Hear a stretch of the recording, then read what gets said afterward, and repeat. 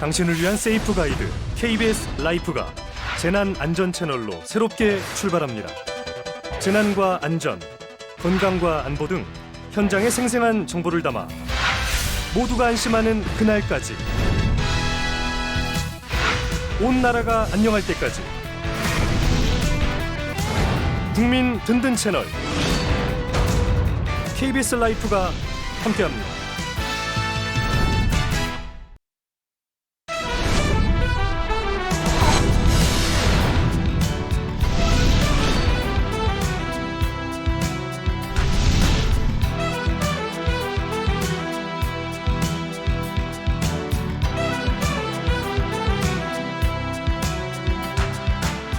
여러분 안녕하십니까? 국민 든든 채널 KBS 라이프의 본격 재난안전 정보 안내 방송 재난안전 119입니다.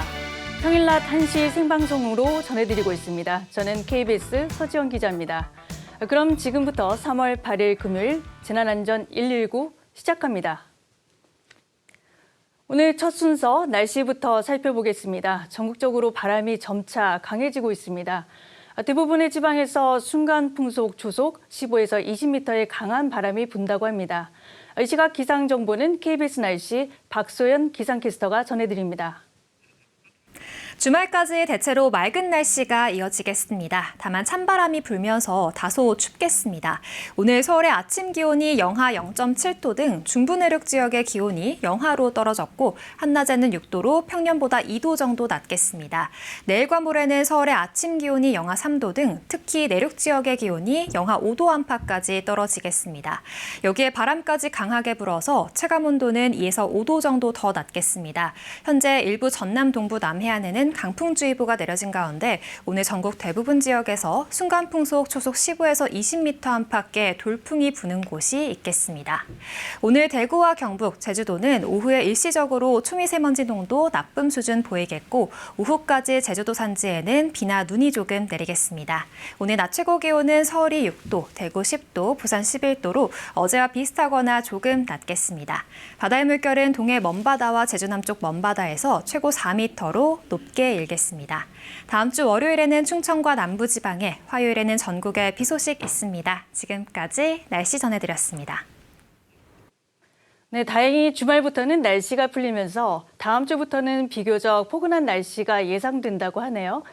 이번에는 전국의 방방곡곡 15,000곳을 연결한 저희 KBS 재난감시 CCTV의 영상으로 이 시각 주요 장소 몇 곳을 살펴보겠습니다. 앞서 전해드린 대로 오늘은 찬바람이 불면서 중부 내륙 지역의 기온차가 어느 정도 있는 상황입니다. 그래서 오늘 키워드는 바람입니다. 우선 제주 서귀포의 성산 일출봉부터 살펴볼까요? 네, 보시다시피 바다에도 강풍이 불어서 풍랑이 일고 있는 모습입니다. 다음은 인천 중구의 연안 부두입니다. 제주 앞바다보다는 풍랑이 비교적 잔잔한 상황이죠. 부두에는 배들이 정박을 해 있고 또 일부는 조업을 나간 상황으로 보입니다. 다음은 부산 수영의 민락항도 살펴볼까요? 현재 풍랑주의보는 제주도 남쪽의 먼바다, 동해 먼바다에서 최고 4m로 높게 일겠다는 예보입니다. 따라서 부산은 잠잠한 편인데 동해로 한번 가보죠. 강원 속초의 영랑호 부근입니다. 역시 풍랑주의보가 내려진 만큼 파도가 있는 편이니 조업에 주의하셔야 되겠습니다. 오늘 CCTV는 여기까지 살펴보겠습니다. 네, 다음은 교통 상황도 살펴봅니다. 이 시각 전국의 고속도로 상황이 어떤지 또 사고 난 곳은 없는지 보시겠습니다. 한국도로공사 연결합니다. 함께 보시죠. 네, 오후 1시대에 접어든 현재 고속도로엔 고통량은 많지 않지만 돌발 상황이 곳곳으로 분포해 있어서 조금 더 긴장해 주셔야겠습니다. 사고나 작업, 갑작스러운 정체 등 무리 없이 주행하다가도 갑자기 이런 돌발 상황을 마주할 수 있기 때문에 계속해서 전방 주시 철저히 해주시고요. 돌발 구간을 알리는 비상등 활용도 잊지 마시기 바랍니다. 이어서 지도로 수도권 상황 살펴봅니다. 말씀드렸다시피 교통량 자체가 많지는 않아서 과속 고속과 돌발 상황에만 유의하시면 되겠는데요. 계속해서 이어서 돌발 상황 살펴보도록 하겠습니다. 25번 호남고속도로입니다. 순천 방향으로 순천 2터널을 약 500m 앞둔 지점 화재 사고였는데요. 현재는 불에 탄 사고 차량 치워졌지만 노면에 사고 잔재물 처리 계속되고 있고요. 뒤따르는 차량들 3차로 쪽으로 천천히 통과하고 있습니다. 이 구간 시속이 17km로 속도 뚝 떨어져 있고 일대 통과 시간 최소 36분 예상됩니다. 15번 서해안고속도로는 서산부터 운산터널 부근까지 목포 쪽으로 2차로 막고 작업하면서 역시나 시속이 20km대로 뚝 떨어져 있기 때문에 시간 여유 두고 이동하시고요. 같은 시각 수도권에서는 50번 영동고속도로 강릉 쪽으로 용인 부근 1차로에서 작업하고 있기 때문에 작업 구간 잘 피해서 차로 변경하셔야겠습니다. 어제까지 대설특보가 발효됐던 강원권 상황 살펴봅니다. 현재는 기상 여건 포함해 주행에는 무리가 없어 보이는데요. 말씀하셨다시피 강풍이 일고 있습니다. 화면이 살짝 흔들릴 정도로 바람이 강하기 때문에 기온이 영하권으로 뚝 떨어진 만큼 도로 살얼음에도 주의해서 이동해 주시기 바랍니다. 교통량은 1번 경부선 서울 쪽으로 양재부터 반포까지 가장 많이 살펴집니다. 한편 지난 화요일 45번 중부내륙고속도로 양평 쪽으로 남성주 나들목에서는 대형 화물차 간 추돌 사고가 있었습니다. 사고 차량의 파손 상태가 상당히 심해 보이는데요. 주행하던 화물차 한 대가 앞선 차량의 후미를 추돌해 일방향이 1시간 이상 차단됐었습니다. 다행히 사망까지 이르진 않았지만 2명의 운전자가 모두 경상을 입었고요. 일대 큰 불편이 따랐습니다. 이 사고의 원인이 바로 전방주시 태만이었으니까요. 운전대를 잡았다면 항상 전방주시 철저히 해주시고요. 더불어 넉넉한 안전거리도 챙겨주시기 바랍니다. 지금까지 고속도로 교통방송이었습니다. 네, 소식 감사합니다. 이번에는 바다로 갑니다. 국립해양조사원이 전해드리는 오늘 해양예보로 바다 상황을 좀 더 자세히 알아봅니다.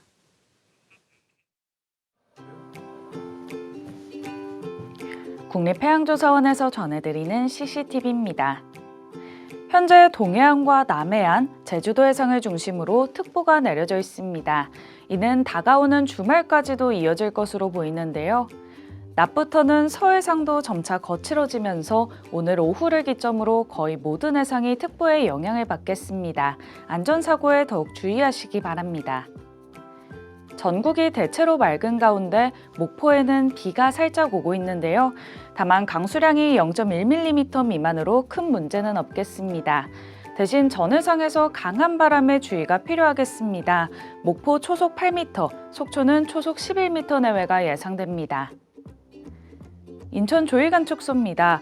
화면상 체감은 잘 안 되지만 초속 10m 안팎의 강풍이 불고 있습니다. 바람에 대비 잘 해주셔야겠고요. 더불어 현재 인천 지역은 초미세먼지 나쁨 수준 보이고 있습니다. 해상활동 시 참고하시기 바랍니다. 군산 조이간축소입니다. 마찬가지로 강한 바람이 불면서 해수면의 움직임이 큰 모습입니다. 더불어 파고도 1.4m 내외로 다소 높을 것으로 예상됩니다. 울산 해무 CCTV 보이시죠? 멀리 있는 크레인까지 뚜렷하게 보이는 게 시야 확보는 문제 없겠는데요. 다만 파고는 다소 높을 전망이니 유의하시기 바랍니다. 조석 정보입니다. 제주에서 자세히 알아보겠습니다. 제주는 오전 9시 50분경 251cm로 첫 번째 고조가 나타나겠고요. 오후 9시 30분경 209cm로 다시 한번 고조가 나타나겠습니다. 이어서 조류 정보입니다. 성모수도에서는 오후 시간대 2번의 최강유속이 나타납니다. 오후 1시 50분경 3.2노트, 오후 7시 50분경에는 2.7노트 세기를 보이겠습니다. 유향은 각각 동북동쪽과 서남서쪽입니다. 항행 통보 정보입니다. 서해안 인천항 부근에 사설 항로 표지가 신설됐습니다. 표지명은 인천신항 협성 A호 및 B호 등부표이며 광달거리 7L이 황망대형의 구조입니다. 2월 4일부터 공사용으로 설치됐습니다. 항해 및 조업 선박은 참고하시어 안전운항하시기 바랍니다. 이상 CCTV였습니다. 네, 소식 감사합니다. 이번에는 소방청 연결해 보겠습니다. 오늘의 화재, 구조, 그리고 구급 상황 들어와 있습니다. 송준영 소방사님, 지금까지 들어온 화재나 구조 그리고 구급 소식 전해주실까요? 네, 어제 오후 1시 50분쯤 대구광역시 군위군에 있는 한 단독주택에서 불이 났습니다. 거주자는 아궁이에 불을 피운 뒤 집을 정리하던 중 방 안에서 불을 발견했다고 말했는데요. 이웃 주민이 수도호스로 자체 진화 중이던 거주자의 모습을 보고 119에 신고했습니다. 출동한 소방대원들이 약 2시간 만에 불을 모두 껐습니다. 다행히 인명피해는 없었지만 목조주택이 타버리는 등 재산 피해를 낳았습니다. 불을 끄는 데 있어 초기 소화는 더 큰 화재로 번지는 것을 막기 위해 아주 중요한 방법인데요. 하지만 무리하게 불을 끄다가 자칫하면 인명사고로 이어질 수도 있기 때문에 불의 크기 등 상황 판단을 한 후에 먼저 119에 신고하는 것도 좋은 방법이라는 점 참고하셨으면 좋겠습니다. 어제 저녁 6시가 조금 넘은 시각 충북 청주시 청원구에 위치한 반도체용 필름 생산 공장에서 불이 났습니다. 직원이 창고 뒤편을 지나가던 중 펑하는 소리에 확인을 해보니 화염이 치솟고 있었다고 말했는데요. 야간 작업을 준비 중인 근로자 10명은 모두 자력 대피해 다행히 인명피해는 없었습니다. 그리고 불은 7시간이 지나서야 모두 꺼졌습니다. 정확한 화재 지점과 원인에 대해서는 추후 재조사 예정입니다. 자정쯤에는 충북 진천군에 위치한 한 철물점 상가에서 불이 났는데요. 인근 아파트 주민의 신고로 소방대원들이 2시간 만에 불을 모두 껐습니다. 늦은 시간이라 상가 안에는 사람이 없어 인명피해는 없었는데요. 정확한 화재 원인에 대해서는 오늘 재조사 예정입니다. 화재는 언제 어떻게 발생할지 모르는데요. 주기적으로 안전에 대해 생각하고 화재 위험 요소들에 대해서 점검을 하는 등 조금 더 안전에 관심을 기울인다면 화재 예방에 큰 도움이 될 것 같습니다. 네, 다음은 영상을 하나 준비했습니다. 비응급 신고 자제 홍보 영상인데요. 비응급 신고로 인해서 중증 환자, 응급 환자의 골든타임이 무너질 수도 있습니다. 비응급 신고는 꼭 자제해 주셨으면 좋겠습니다. 지금까지 소방청에서 전해드렸습니다. 네, 구조 요청이 많은 만큼 비응급 신고는 자제해달라는 메시지도 함께 보셨습니다. 이번에는 기획 영상입니다. 오늘은 행정안전부가 제공하는 우리 가족 생존 배낭 만들기 보시겠습니다.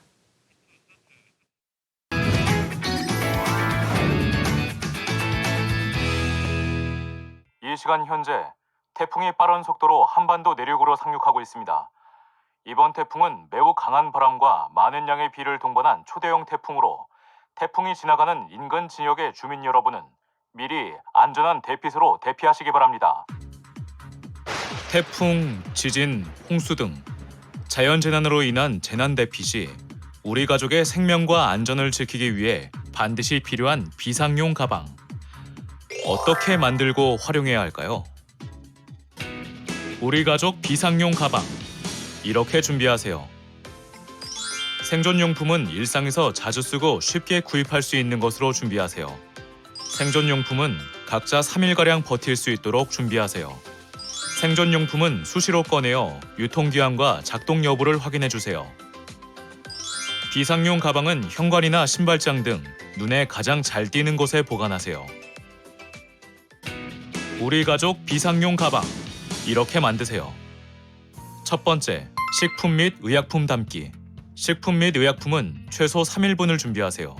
가장 먼저 물을 담고 통조림 등 부패하지 않는 음식과 사탕 등 당분이 포함된 음식을 담으세요.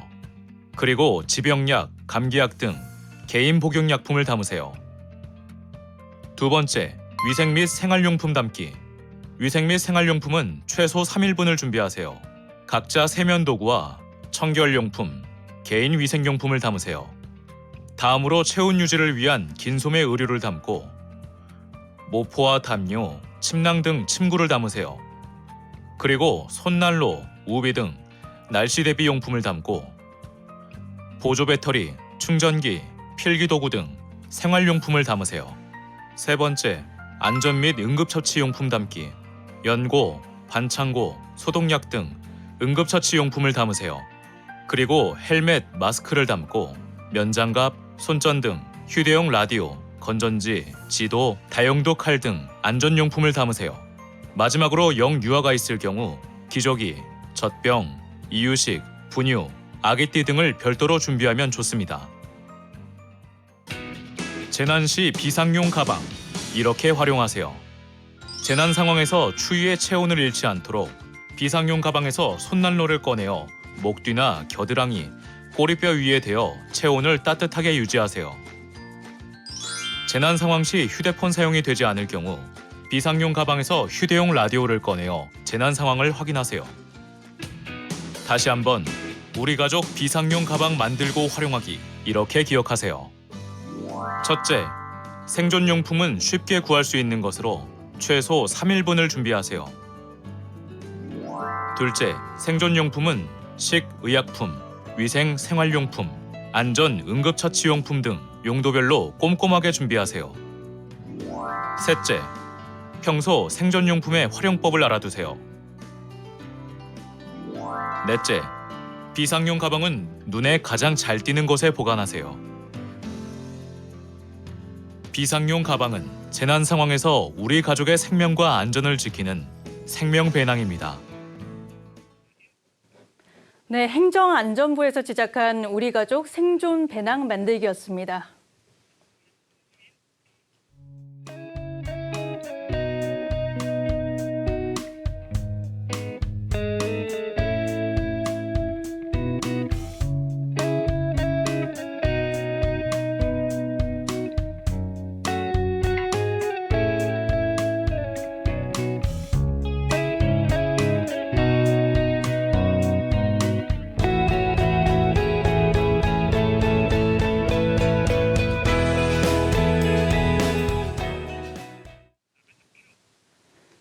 생방송 재난안전 119는 일터의 안전을 위한 산업안전정보도 전해드리고 있습니다. 특히 올해는 중대재해처벌법이 더 강화 시행되어서 이제 50인 미만 사업장에도 적용되고 있습니다.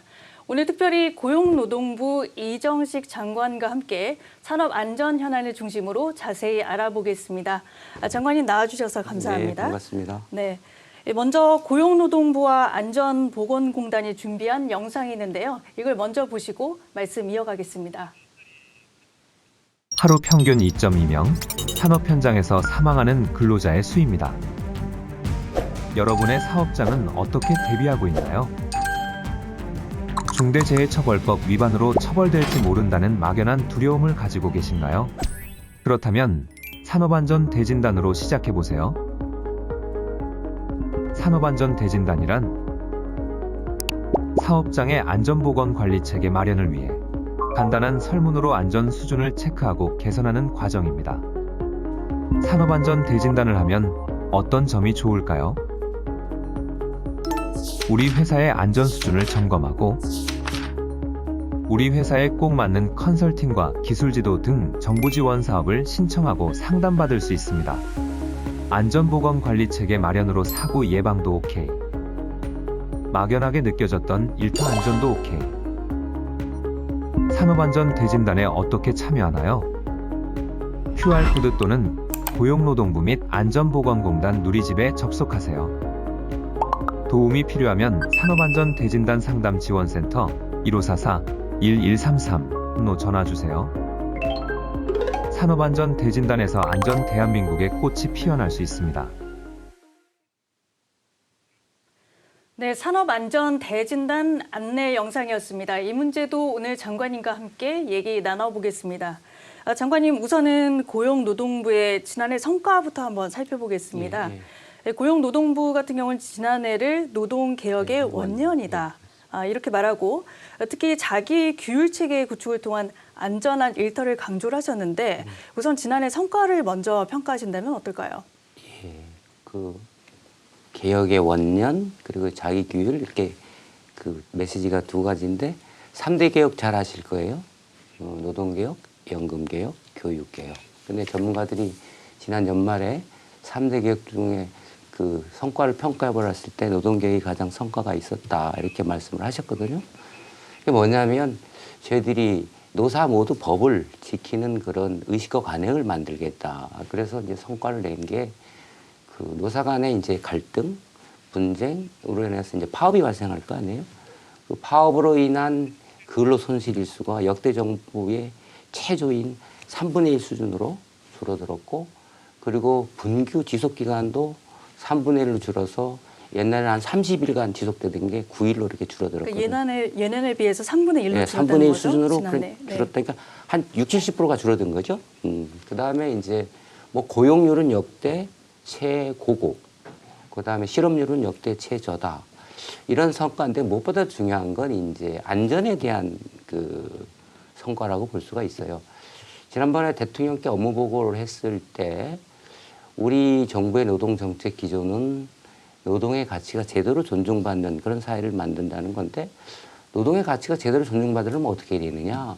일하다가 안 죽고 안 다쳐야 되는 거거든요. 그래서 장관께 한때 그 대통령께서 특별히 지시를 하신 게, 노동부는 모든 노동 행정의 최우선 순위를 안전에 둬라. 안 죽고 안 다치게 해라.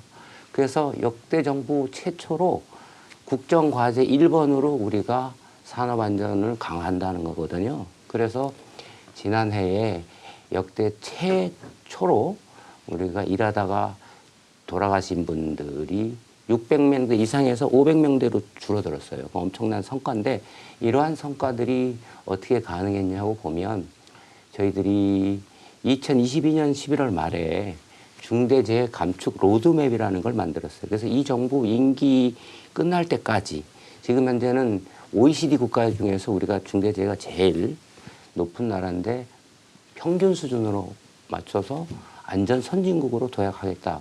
그 로드맵의 그 핵심 내용이 뭐냐? 그러니까 남이 시켜서 억지로 안전을 확보하고 해서는 잘 안 된다. 성과가 없다는 거거든요. 그래서 스스로 노사가 함께 현장을 제일 잘하니까 안전한 상태에서 일할 수 있게끔 하자. 그게 이제 자기 규율 예방 체계다. 타율에 의한 것이 아니다. 옛날에는 억지로 했는데 처벌 중심에서 자율적으로 사전에 예방한다. 그래서 위험성 평가라는 게 있어요. 그래서 옛날에 이제 위험한 게 뭐가 있는지를 노사가 함께 발굴해서 개선하고 안전 상태에서 일해야 되는데 그게 제대로 작동이 안 된 겁니다. 그래서 저희들이 지금까지 이렇게 쉽게 편하게 노사가 함께 위험 요인을 평가해서 개선하고, 이렇게 해서 이제 재해를 줄일 수 있도록 했는데, 교육, 컨설팅, 그다음에 진단 뭐 이런 것들 했고요. 그 결과가 이제 600명대에서 사고 사망자가 500명대로 줄어드는 거고, 지금 이제 그동안 제도 개선에 노력을 했다면 이것이 이제 현장에 안착될 수 있도록 금년 1월 29일부터 저희가 산업 대진단을 하는데, 현장에서 대대적으로 이제 안전 역량을 강화할 수 있도록 노력을 할 겁니다. 네. 방금 전에 이제 600명에서 500명으로 줄었다고 네, 말씀하셨는데, 500명. 네. 이 로드맵이 제로까지 가는 방향으로 그렇게 진행이 되어야 되겠습니다. 그러면 이 사업장 재해 감축에는 실제적으로 어떤 효과가 있었는지 말씀해 주시겠어요? 예, 저희들이 이제 이 글로벌 스탠다드라고 하는데, 이 위험성 평가의 기초에서 스스로 노사가 함께 자율적으로 예방을 할 수 있는 그 핵심 무기가, 수단이 위험성 평가거든요. 이게 영국은 1972년에 그 로벤슨 보고서라는 걸 통해서 74년부터 도입했는데, 그 지속적으로 노력한 결과 중대재해가 4분의 1 수준으로 팍 줄어들었거든요. 독일도 그렇고 선진국은 그래 하는데 우리는 처벌 중심이었어요. 그런데 우리도 아까 말씀드린 대로 2022년 말에 로드맵을 발표해서 정부가 지원하고 노력한 결과, 과거에 우리나라도 2013년에 위험성 평가라는 것이 제도로 들어와 있었는데 이게 제재 수단이 없었기 때문에 실효성이 없었던 거예요. 그리고 감독 체계라든가 법령이라든가 점검 시스템이 작동이 안 돼서 실효성이 없었는데, 저희들이 이것을 아주 쉽고 제대로 할 수 있도록 그 작년 5월에 저희들이 다양한 평가 방법, 그리고 아주 간편하게 할 수 있는 평가 방법을 제시하고 교육하고 홍보하고 컨설팅을 해서 과거에 비해서 2배 정도가 위험성 평가를 하는 그런 기업들이 늘어난 거죠. 그러니까 한 70% 정도의 기업들이 위험성 평가를 하는 거예요. 그래서 아마 그런 노력들이 그 성과를 내서 600명대 이상의 재해 사망자가 작년에 500명대로 최초로 줄어들었다, 이렇게 볼 수 있겠습니다. 장관님, 그러면 조금 더 구체적으로 질문 한번 드려볼게요. 지금 가장 큰 현안이 중대재해처벌법 50인 미만 네, 그렇습니다. 예, 적용일 겁니다. 이제 이 50인 미만 기업들에게는 어떤 지원책을 준비 중이신지 좀 궁금하고요. 예. 그다음에 또 아까 고용노동부가 영상에서 이렇게 얘기했어요. 그러니까 산업안전대진단을 강조를 했는데 이 부분도 조금 더 구체적으로 설명이 필요할 것 같습니다. 그렇습니다. 방금 말씀하신 대로 금년 1월 27일부터 50인 미만에도 중대재해처벌법이 적용이 됩니다. 그런데 50인 미만은 제가 현장을 돌아다 보니까 이 법이 있는지, 법 내용이 뭔지, 뭘 해야 되는지 전혀 모르고 있어요. 그래서 저희들이 그 작년 12월 27일 날 그 중대재해 취약 분야에 있는 기업들을 지원하기 위한 정부의 지원 대책을 발표했습니다. 예산을 1조 5천억을 투입한 거예요. 정부가 건전 재정을 유지하는 속에서도 매년 중대재해를 예방하기 위한 예산은 획기적으로 늘려왔는데 작년에 금년 예산으로 1조 5천억을 책정을 했다. 그 지원 내용의 핵심이 이제 두 가지로 볼 수 있는데 하나는 대진단을 역사상 최초로 하겠다. 둘째는 이 중소영세기업 같은 경우에 전문가, 그러니까 안전을 관리하고 예방하고 할 수 있는 전문가가 없는 거예요. 그러니까 노사 모두가 답답해하는 거예요. 우린 사람도 없어요, 돈도 없어요, 능력도 없어요. 그런데 그러면 그 공동 안전관리자를 채용을 하면 정부가 지원을 해달라 그래서 노사가 모두 원하는 600명대의 그 인건비 지원 대책을 저희가 발표를 했습니다. 그래서 크게 두 가지인데 하나는 대진단을 역사상 최초로 하겠다. 두 번째는 중소영세기업이 많이 애로를 겪고 있는 안전 전문가, 그러니까 공동으로 할 수 있는 그러니까 안전 전문가가 한 기업이 아니라 여러 군데를 기업을 하게끔. 예, 담당을 하게 되는 거죠. 그래서 이제 네. 그 두 가지도 좀 구체적으로 말씀드리면 그 안전 대진단은 역사상 최초로 하는 건데 50인 미만 사업장 5인 이상이 83만 7천 개인데 2년 동안 저희들이 한 반 정도인 45만 개는 교육 컨설팅, 뭐 기술 지도를 해왔어요. 근데 나머지는 아직도 못 받고 있거든요. 그래서 이 모든 기업들에 대해서 대진단을 일단 하는데 대진단이 뭐냐? 이 이제 잘 모르는 기업들에 대해서 저희들이 그 83만 7천 개 사업장에 대해서 이제 우리 기업의 안전 관리 역량 상태를 알아보는 거예요. 그러니까 아주 쉽게 10가지 체크리스트를 배포를 하는 거죠. 그래서 보면 아 우리 수준은 뭐다. 그래서 그걸 3색 신호등 빨강, 노랑, 초록을 해서 아 우리 빨강이네. 그럼 어떻게 해야 된다? 아 우리는 이거 위험하구나. 역량이 없구나. 그러면 우리가 전국의 30군데 지역에 이 상담센터를 만들었거든요.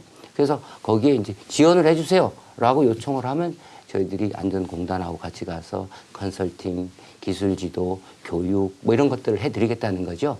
이건 원스톱 서비스라고 그렇죠, 이해를 하면 그렇죠, 될까요? 그렇죠. 네. 대진단을 통해서 우리 스스로 점검해보고 우리가 필요하다고 하면 정부가 30개 상담센터 상담도 하고 출동해서 지원도 하고 그다음에 정부의 지원 요청을 하면 구체적으로 컨설팅, 교육, 기술 지도, 재정 지원까지도 해드리겠다.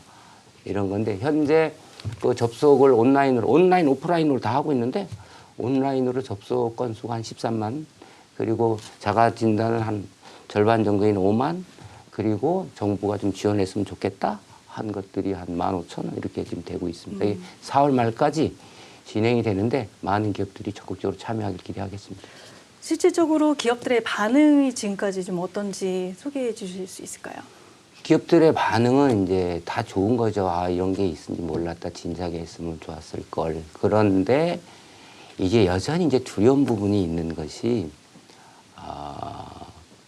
이렇게 했다가 우리가 감독해서 처벌받는 거 아니야? 그렇죠. 이 정도로 이제 준비가 안 돼 있는 거고 좀 더 충분하게 지원해달라. 뭐 이렇게 나타나고 있는 것 같습니다. 네. 아니, 그러면 중소기업의 안전 역량을 높이기 위해서는 사실 원청 기업의 역할이 좀 중요하다고 볼 수가 있습니다. 그렇습니다. 그럼 원청이나 또 하청 이렇게 안전 분야의 상생을 위해서 어떤 부분을 좀 준비하고 계실까요? 그렇습니다. 제일 중요한 게 이제 우리가 이제 노동개혁도 그러는 건데 상생과 연대의 산업 노동 생태계를 만들어야 지속 가능하다. 전부가 각자 도생하고 너 죽고 나 살자 하면 안 되는 거거든요. 그래서 이제 원청 역할이 중요한데 산업안전과 관련된 우리나라의 그 법령, 산업안전보건법이라든가 중대재해처벌법 같은 것은 원청이 협력업체에 대해서 관심과 지원과 그리고 필요한 조치들을 할 것을 규율을 하고 있어요. 그렇게 하도록 그걸 하고 있는데 여기에 더해서 이제 정부가 적극적으로 나서 가지고 그분들이 원청과 하청 또는 원청과 협력업체가 안전 공동체라는 그런 전제하에, 왜냐하면 협력업체에서 사고가 나면 원청도 책임이 있거든요. 서로가 불행해지는 거잖아요. 그러면 안전 공동체라는 의식 하에 서로가 상생 협력 사업을 할 수 있도록 저희가 몇 가지를 하고 있는데, 첫째가 그 원청 정보하고 함께 그 협력업체의 위험한 공정들을 개선할 수 있도록 지원을 50%까지 지원하는 상생 협력인데, 이것을 이제 확대를 해 나가고요.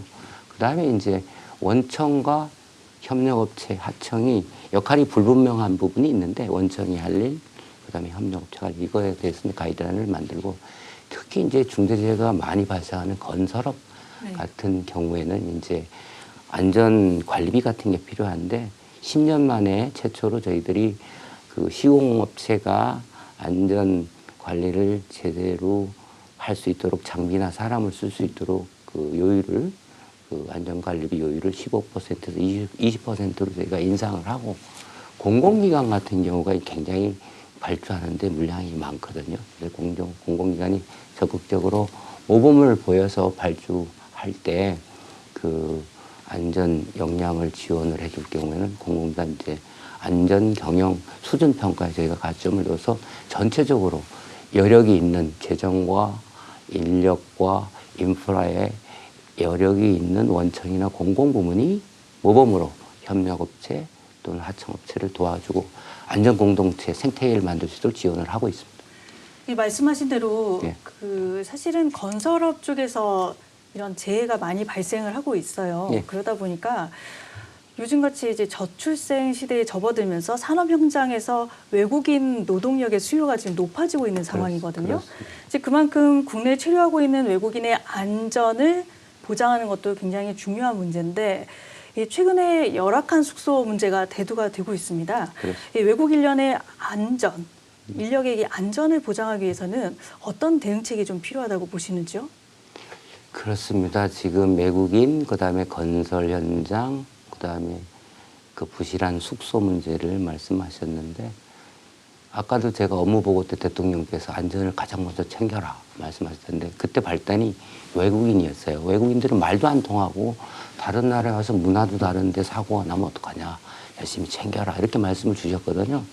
안전에는 내국인, 외국인이 따로 있을 수가 없는 거죠. 그죠?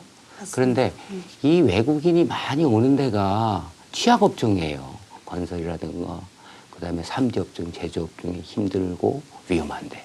그러니까 더 신경을 써야 되는데, 이분들은 말도 안 통하죠. 그죠? 그래서 제일 중요한 게 일단 언어 교육, 그다음에 안전 교육을 그 오기 전에 저희들이 이제 철저하게 교육을 하고, 그다음에 이제 지난해부터 우리가 실시하고 있는데, 안전해서 안 다치는 게 이제 중요한 건데, 사실은 이제 사고가 났을 경우에는 우리나라 주재 공간에서 그 무료로다가 소송을 대리할 수도 있게 해주고, 그런데 이제 금년 같은 경우에 저희가 임업 강업으로까지 이제 외국인 도입을 확대를 했거든요. 그래서 도입 전에 그 나라에서 안전 교육과 언어 교육을 충분히 받을 수 있도록 하고, 그럼 본국에서 교육을 받고 본국에서 오는 거군요? 받고 오고, 우리나라에 와서는 안전보건 관련된 교육 자료라든가 교육 동영상을 다양하게 본국 언어로 배포를 하고, 그리고 정말로 위험한 데는 특화 교육을 시켜서 임업 강업 같은 데는 막 벌목하다가 사고 나고, 강업 같은 데 매몰이 그러잖아요.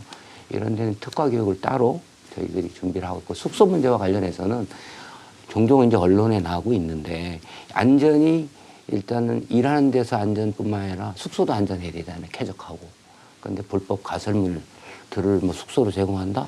그럼 저희들이 신규 고용 허용을 안 하고 단속을 하고 있고요. 그 다음에 이제 지자체하고 그 농림부하고 저희가 협업을 해서 우수 공동 기숙사 인증 제도 이런 것들을 확산시켜서 좀 쾌적하고 안전하게 숙소에서 머물 수 있도록 지금 노력을 하고 있습니다. 사실 이제 사고 예방과 또 다른 한 축이 뭐냐면요. 그래서 어쩔 수 없이 재해가 발생을 했어요. 그러면 이 재해자들의 사회 복귀를 어떻게 빠르고 신속하게 할 수 있는 것이냐라는 문제가 있을 겁니다. 그래서 이를 위한 것이 산재보험제도인데요. 최근 산재보험제도에 대한 강도 높은 감사가 있었다고 들었어요.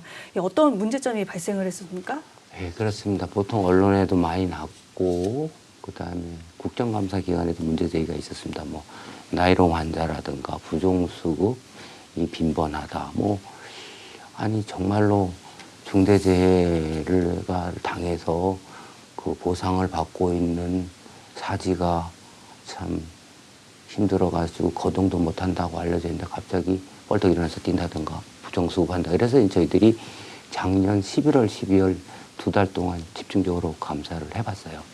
근데 정부가 해야 할 일은 방금 앵커께서 말씀하신 대로 제도가 제대로 작동하는지 감독을 하고 문제가 있으면 그것을 점검을 해서 미비점을 개선해야 되는데 물론 이 제도의 취지는 다수는 아마 제대로 할 거예요.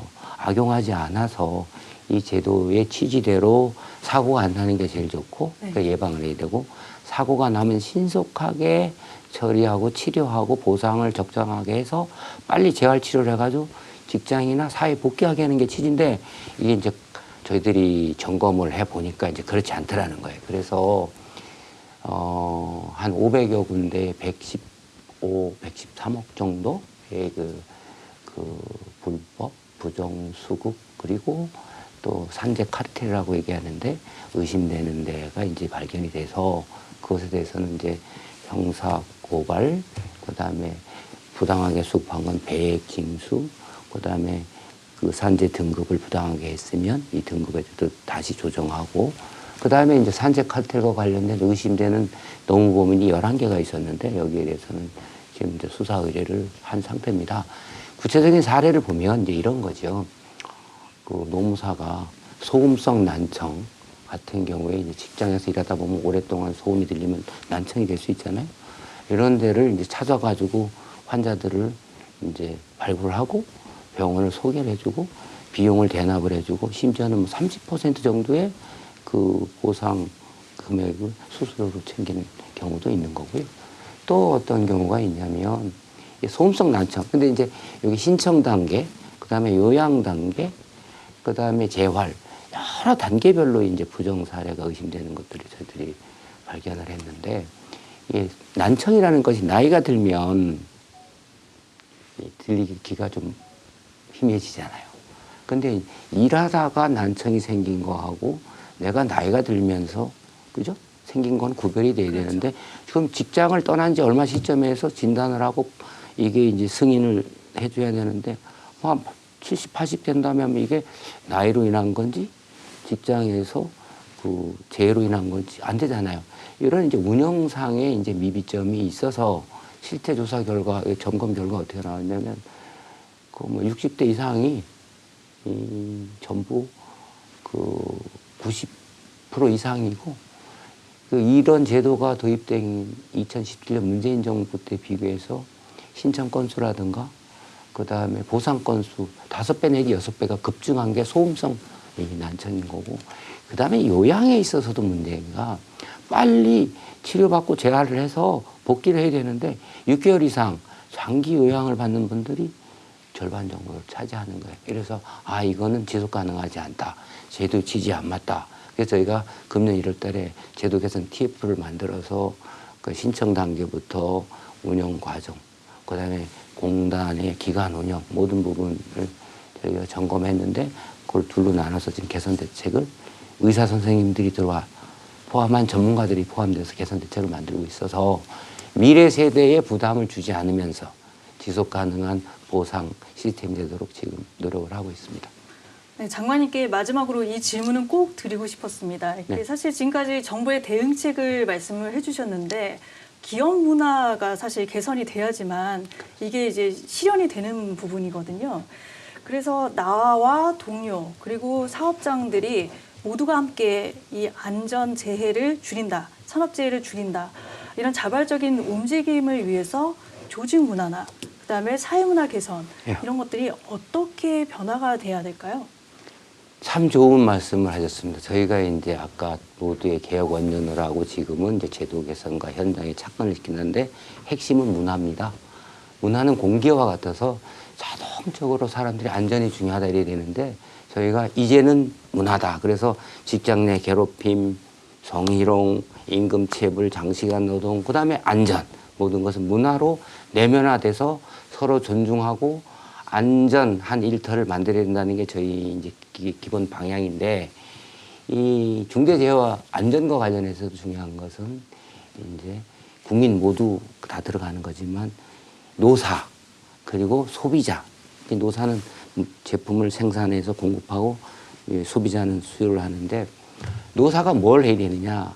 우선 기업은 CEO가 중요하죠. CEO가 꿈꾸는 만큼 변화가 일어날 수 있는데 기업 안전이 최고다라는 의식을 갖고 경영을 해야 됩니다. 그래서 안전 경영을 최우선으로 하고 그럼 이제 다 위험성 평가라든가 챙길 거 아니겠어요?